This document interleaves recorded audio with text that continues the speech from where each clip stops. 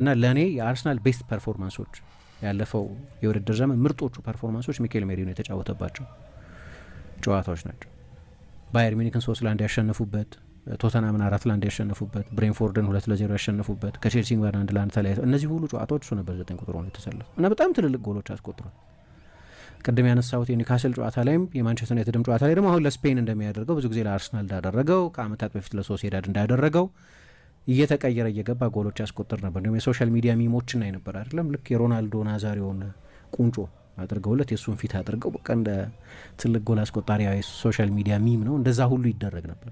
የሆነ ከልት ሂሮ የሚሉት በአርሰናል ደጋፊዎች እንዲህ አይነት ቦታ የሚሰጠው የሆኑ ሞመንቶች ተጫዋች ነበር። ሚኬል አርቴታ ከዛ ጨዋታ በኋላ ምን አለ?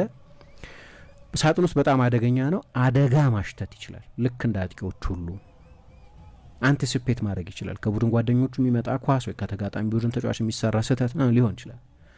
የጊዜ ግንዛቤው አስደናቂ ነው። የፍጹም ቅጣት ምት ሳጥን ውስጥ የሚገኝበት ግንዛቤ፣ ከዛ እድሉ ሲገኝ ደግሞ መጠቀም ኤግዚኪዩት ማድረግ ይችላል አለ። እነዚህ ሁሉ የጥሩ ጎል አስቆጣሪ ባህሪያት ናቸው። ለዛ ነው ሴረብራል ነው፣ የበለጠ በማሰብ ነው የሚጫወተው። ሲመጣ ምንድነው የዱዌል ሞንስተር፣ በቃ በአውሮፓ ቁጥር 1 ዱዌል የሚያሸንፈው ተጫዋች ነው ይባል ነበር ያን ጊዜ። በጣም ጥሩ ዱዌሊስት ነው።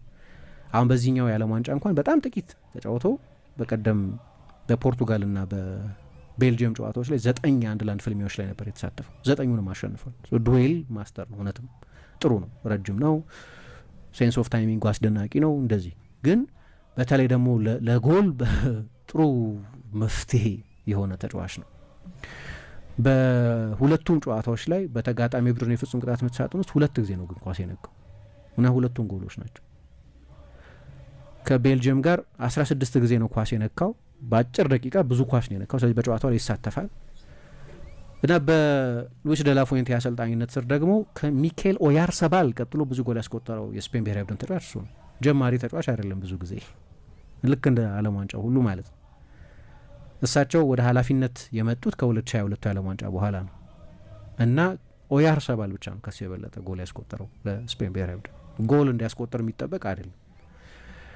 እሱን በተጋጣሚ ቡድን ተጫዋችነት የመለመለው ወይም የተመለከተው የመለመለው ሳይሆን ያጠናው ዳቪዴ አንቸሎቲ፣ የካርሎ አንቸሎቲ ልጅ አሁን የሊላ አሰልጣኝ ሆኗል። በዓለም ዋንጫውም የአባቱ ምክትል ሆኖ ሰርቷል እንደምታውቂው እና የባየርን አሰልጣኝ በነበርንበት ጊዜ እሱ ምክትል ሆኖ የዶርትሙንድ ተጫዋች ነበር። ከዛ ደግሞ ሪያል ማድሪድን እያሰለጠነው እሱ የሪያል ሶሲዳድ ተጫዋች ነበር። ስለዚህ ዶርትሙንድንም ሶሲዳድንም ሲያጠኑ አይቶታል እሱ እና በጣም ቨርሰታይል ተጫዋች ነው። አሁን እኔ በፊት 6 ቁጥር ነው ይባል ነበር፣ ግን 6ም 8ም 10ም 9ም ሀሰተኛ 9ም ሆኖ መጫወት ይችላል ይላል። ይህን ሁሉ ቦታ ለመጫወት ትልቅ ታክቲካዊ አእምሮ ይጠይቃል። ያ ታክቲካዊ አእምሮ አለው። አልበርት ሴላዴስ ደግሞ በስፔን ከ21 ዓመት በታች ቡድን ውስጥ አሰልጥኖታል። ከስፔን አማካዮች የተለየ ባህሪ ያለው ይላል። ሮድሪ አሁን በተለይ ወጣት ቡድን በማሰለጥንበት ጊዜ ሮድሪ፣ ሴባዮስ፣ ፎርናልስ እና ሶሌር ነበሩ። ሁሉም አጠር ያሉና ሲቲንግ አማካዮች የሚባሉ ናቸው። እሱ ግን የቦክስ ቱ ቦክስ ባህሪ ነበረው። የማይተነበይ አንፕሪዲክተብል አይነት ተጫዋች ነው ይላል እና ድንገት ሚዛን አገኘን፣ ባላንስ ያለው አማካይ ክፍል እንዲኖረን ሆነ።